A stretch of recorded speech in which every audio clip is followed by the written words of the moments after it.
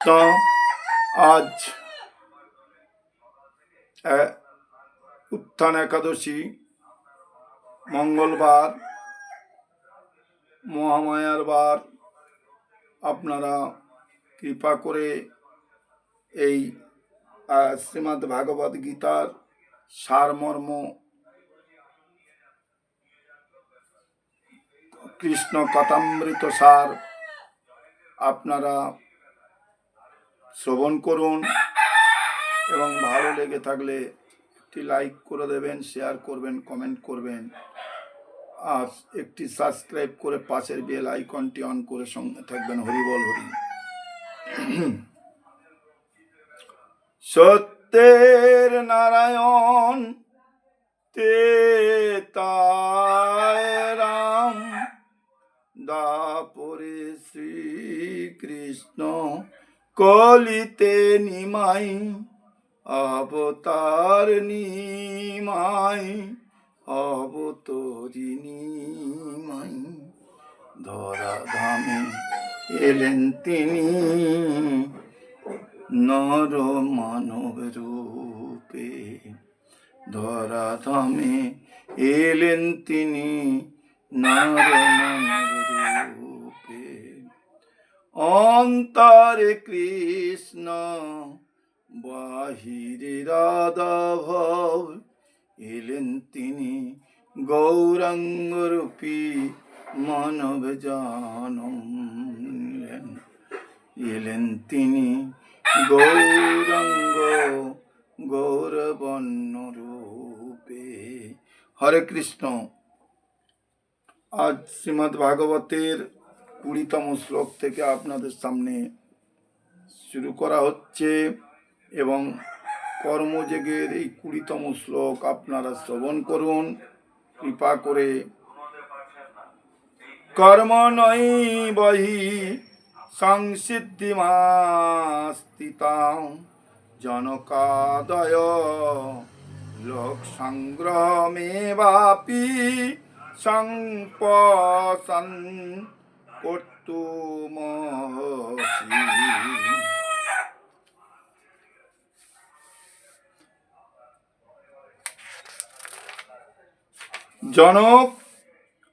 জনক আদি রাজারাও কর্মের দ্বারাই সংসিদ্ধি প্রাপ্ত হয়েছিলেন।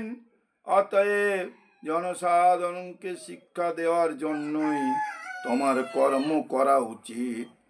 জনকের মতো রাজারা সকলেই ছিলেন আত্মতত্ত্ব জ্ঞানী, তাই বেদের নির্দেশ অনুসারে আচার অনুষ্ঠান করার কোনো বাধ্যবাধকতা তাদের ছিল না।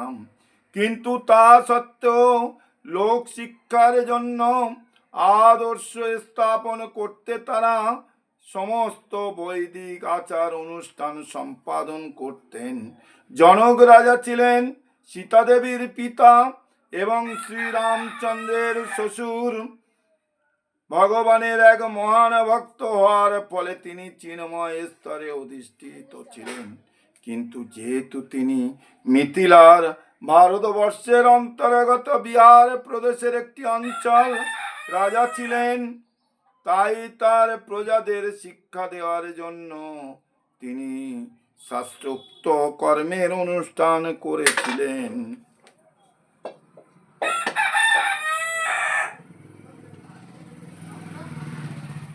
ভগবান শ্রীকৃষ্ণ এবং তার চিরন্তর সখা অর্জুনের কুরুক্ষেত্রে যুদ্ধ করার কোনো প্রয়োজন ছিল না। কিন্তু সদুপদেশ ব্যর্থ হলে হিংসা অবলম্বনের প্রয়োজনও যে আছে, সেটি সাধারণ মানুষকে বোঝাবার জন্যই তারা যুদ্ধ করেছিলেন। কুরুক্ষেত্রের যুদ্ধের পূর্বে সংঘাত এড়ানোর জন্য নানাভাবে চেষ্টা করা হয়েছিল। এমনকি ভগবান শ্রীকৃষ্ণ নিজেও বহু চেষ্টা করেছিলেন, কিন্তু প্রতিপক্ষ যুদ্ধ করতেই বদ্ধপরিকর ছিল। সুতরাং এই রকম অবস্থায় যথার্থ কারণেই যুদ্ধের প্রয়োজন ছিল। যদিও কৃষ্ণ ভাবনাময় ভগবত ভক্তের জড় জগতের সম্বন্ধে কোনো রকম আগ্রহ না থাকতে পারে, কিন্তু তবুও সাধারণ মানুষকে জীবনযাপন সম্বন্ধে শিক্ষা দেওয়ার জন্যই তিনি কর্ম সম্পাদন করে থাকেন। অভিজ্ঞ কৃষ্ণ ভক্ত এমনভাবে কর্ম করেন যাতে সকলে তা অনুসরণ করতে পারে, এবং সেই কথা পরবর্তী শ্লোকে স্পষ্টভাবে ব্যাখ্যা করা হয়েছে। যৎ যদাচরতি শ্রেষ্ঠ শ্রেষ্ঠ দেব দেবেতর জন সযৎ প্রমাণং কুরুতে লোকস্তদনুবর্ততে। শ্রেষ্ঠ ব্যক্তি যেভাবে আচরণ করেন সাধারণ মানুষেরা তার অনুসরণ করে, তিনি যা প্রমাণ করে বলে স্বীকার করেন সমগ্র পৃথিবী তারই অনুগমন করে। সাধারণ মানুষদের সব সময়ই একজন নেতার প্রয়োজন হয়, যিনি স্বয়ং আচরণ করে তাদের শিক্ষা দিতে পারেন। যদি নেতা নিজেই ধূমপান করেন, তিনি জনসাধারণকে ধূমপান থেকে বিরত হওয়ার শিক্ষা দিতে পারেন না। শ্রী চৈতন্য মহাপ্রভু বলেছেন যে শিক্ষা প্রদান করার পূর্বেই শিক্ষকের সঠিকভাবে আচরণ করা উচিত। এভাবে যিনি শিক্ষা দেন তাকে বলা হয় আচার্য বা আদর্শ শিক্ষক। তাই জনসাধারণকে শিক্ষা দেওয়ার জন্য শিক্ষককে অবশ্যই শাস্ত্রের আদর্শ অনুসরণ করে চলতে হয়। শিক্ষক আদর্শ শাস্ত্র নির্ধারিত রীতির পরিপন্থী কোনো নিয়ম তৈরি করতে পারেন না। মনুসংহিতাও এই ধরনের অন্যান্য শাস্ত্রসমূহ মানব সমাজের জন্য অনুসরণ করার প্রামাণিক গ্রন্থ হিসাবে বিবেচিত হয়ে থাকে। তাই নেতাদের শিক্ষা এই ধরনের আদর্শ শাস্ত্রের শিক্ষার উপর ভিত্তি করেই করা উচিত। যিনি নিজের উন্নতি কামনা করেন, মহান আচার্যদের দ্বারা আচরণীয় আদর্শ নীতি তার অনুসরণ করা উচিত। শ্রীমদ্ ভাগবতেও বলা হয়েছে, মহাজনদের পদাঙ্ক অনুসরণ করে জীবনযাপন না করা জীবনযাপন করা উচিত, আর সেটি পারমার্থিক জীবনে উন্নীত লাভের উন্নীত লাভ করার প্রকৃষ্ট পন্থা। রাজা বা রাষ্ট্রপ্রধান, পিতা ও শিক্ষককে সাধারণ জনগণের স্বাভাবিক পথ প্রদর্শক হিসাবে বিবেচনা করা হয়ে থাকে। তাদের অধস্তনদের প্রতি এই সমস্ত স্বাভাবিক নেতৃবৃন্দের এক মহান দায়িত্ব রয়েছে। তাই নীতি ও আধ্যাত্মিক শিক্ষা সমন্বিত আদর্শ শাস্ত্রে তাদের জ্ঞান সম্পন্ন হওয়া উচিত।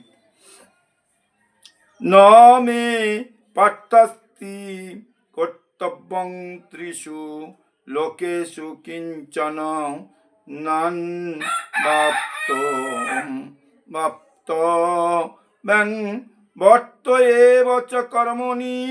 হে পার্থ, এই ত্রিজগতে আমার কোনো কর্তব্যই নেই, আমার অপ্রাপ্ত কিছু নেই এবং প্রাপ্তব্য কিছু নেই, তবু আমি কর্মে ব্যাপৃত আছি। তমিশ্বরাণং পরমং মহেশ্বরং তং দেবতানং পরমং চ দৈবৈতব পতিং পতিনাং পরমং পরস্তাৎ বিদম দেবং ভূ ভব বনেশমিদম।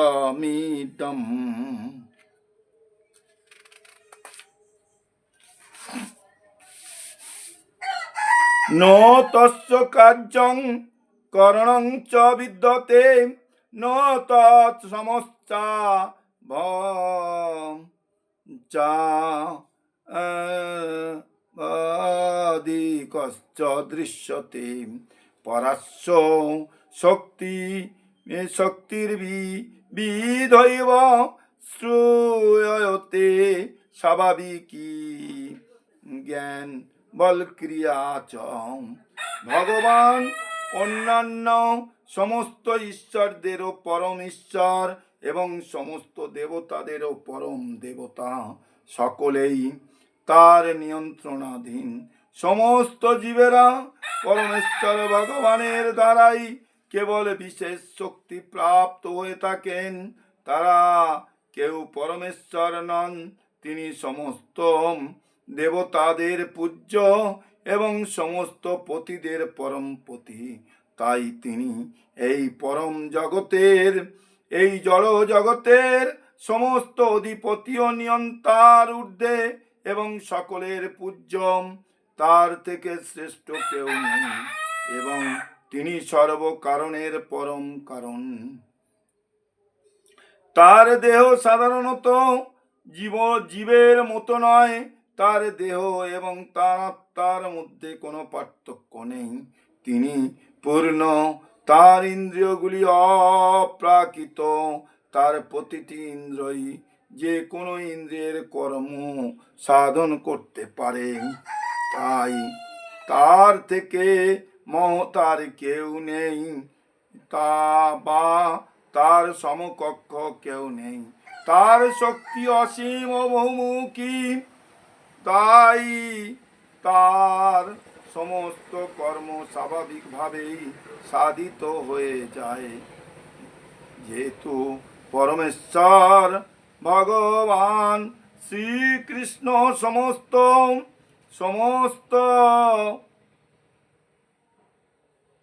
ঐশ্বর্যের অধীশ্বর এবং তিনি পরম তত্ত্ব, তাই তার কোনো কর্তব্য নেই।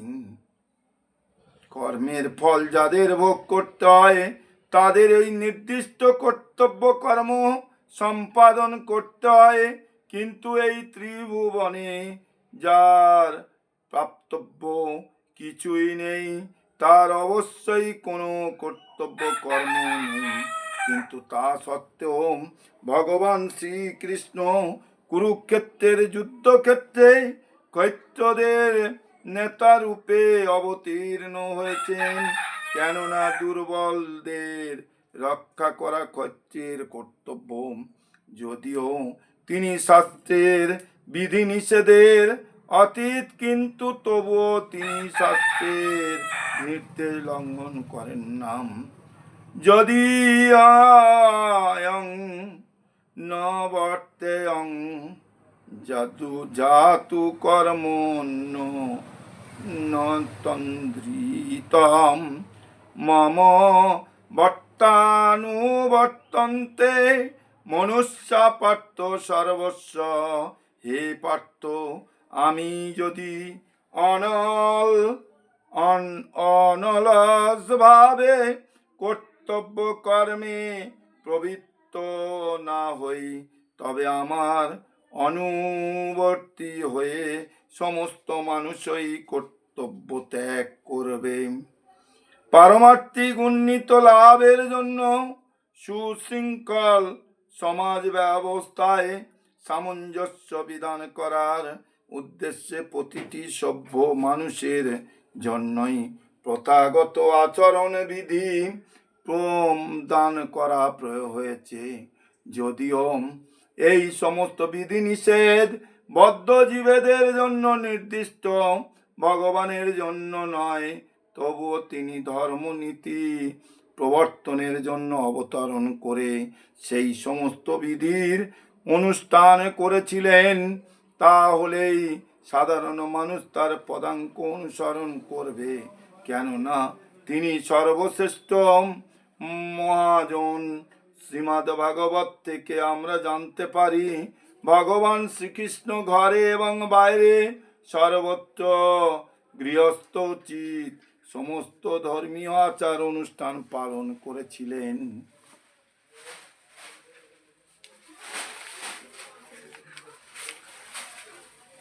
উৎসি দেয়ু রিমে লকানো কুর্জাং কর্ম চেদহম শঙ্করস্য চ কর্তা সমুপনঃ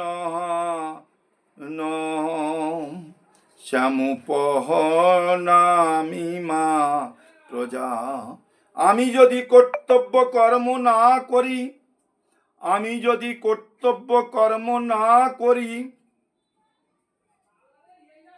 তাহলে সমগ্র জগৎ উৎসন্ন হবে। আমি বর্ণ সংকর সৃষ্টির কারণ হব এবং তার ফলে সমস্ত প্রজার শান্তি বিনষ্ট হবে। বর্ণ সংকর হচ্ছে সেই ধরনের অবাঞ্ছিত জনগণ যারা সাধারণ সমাজের শান্তি বিঘ্নিত করে।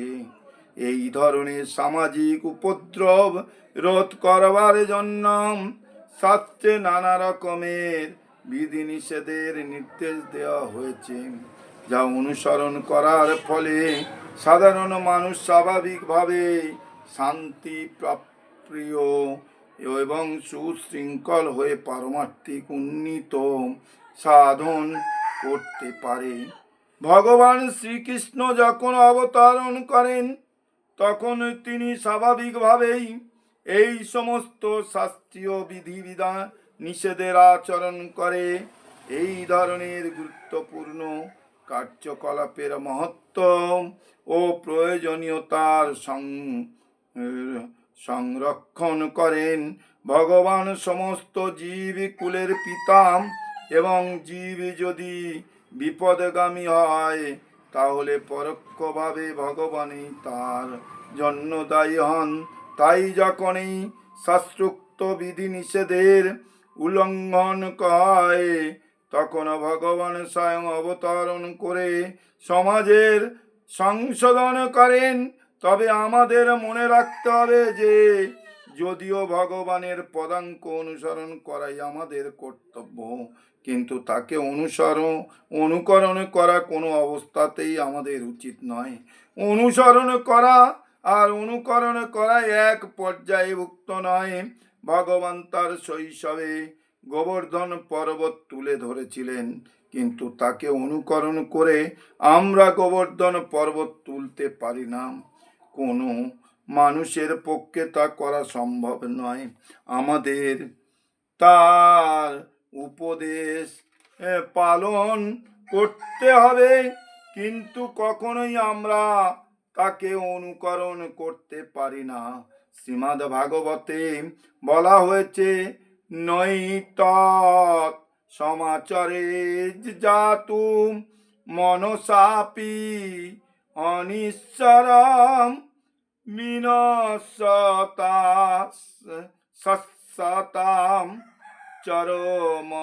চরণমৌ দারু দ্রোহদ্বিচং বিষম ঈশ্বরা নং বচ সত্যং অতথৈবা চরিতং কচ্চিৎ তেষাং চাত সবচ যুক্তং বুদ্ধিমানস্তং তদ সমাচরেত। ভগবান এবং তার শক্তি প্রাপ্ত ভক্তদের উপদেশ অনুসরণ করাই একমাত্র কর্তব্য। তাদের প্রদত্ত উপদেশ আমাদের সর্বাঙ্গীন মঙ্গল সাধন করে এবং যে কোনো বুদ্ধিমান মানুষই যথাযথভাবে এই সমস্ত উপদেশগুলি পালন করবেন, তবে আমাদের সব সময় সতর্ক থাকা উচিত যাতে আমরা কখনো তাদের অনুকরণ না করি। দেবাদিদেব মহাদেবকে অনুকরণ করে বিষ পান করা আমাদের কখনোই উচিত নয়। আমাদের সর্বদা ঈশ্বর তথা প্রকৃত সূর্য চন্দ্রের গতি নিয়ন্ত্রণকারী আধিকারিকগণের স্তর উচ্চতর ক্ষমতা সম্পন্ন বলে বিবেচনা করা উচিত। এই ধরনের শক্তি ছাড়া কারো অসাধারণ শক্তি সম্পন্ন ঈশ্বরদের অনুকরণ করা উচিত নয়। দেবাদিদেব মহাদেব বিশ্বের সমুদ্র গলার্ধকরণ করেছিলেন, কিন্তু কোনো সাধারণ মানুষ যদি এই ধরনের বিষের এক কণাও পান করে তার মৃত্যু অবধারিত। মহাদেবের অনেক ভণ্ড ভক্ত আছে যারা গাঁজা এবং অন্যান্য মাদক দ্রব্য পান করে। তারা ভুলে যায় যে এভাবে মহাদেবকে অনুকরণ করার মাধ্যমে তাদের মৃত্যুকে তারা ডেকে আনছে। তেমনই কিছু ভণ্ড কৃষ্ণ ভক্ত দেখা যায় যারা ভগবানের অতি অন্তরঙ্গ লীলা তথা রাসলীলার অনুকরণ করে। তারা ভুলে যায় যে ভগবানের মতো গোবর্ধন পর্বত তোলবার ক্ষমতা তাদের নেই। তাই শক্তিমানদের অনুকরণ না করে তাদের উপদেশ পালন করাটাই সবচেয়ে ভালো। যোগ্যতা ছাড়া তাদের পদে আরূঢ় হওয়ার চেষ্টা করা উচিত নয়। এমন অনেক ভগবানের অবতারেরা রয়েছে যারা ভগবানের শক্তি সম্পন্ন নয়। হরে কৃষ্ণ। আজ এই পর্যন্ত রাখলাম। আগামী পর্বে আবার আপনাদের সামনে তুলে ধরা হবে। আপনারা শ্রবণ করুন এবং ভালো লাগলে সাবস্ক্রাইব করে দেবেন, পাশের বেল আইকনটি অন করে রাখবেন। হরে কৃষ্ণ, হরি বল, জয় রাধে, হরি বল, হরি বল, হরি বল, জয় রাধে।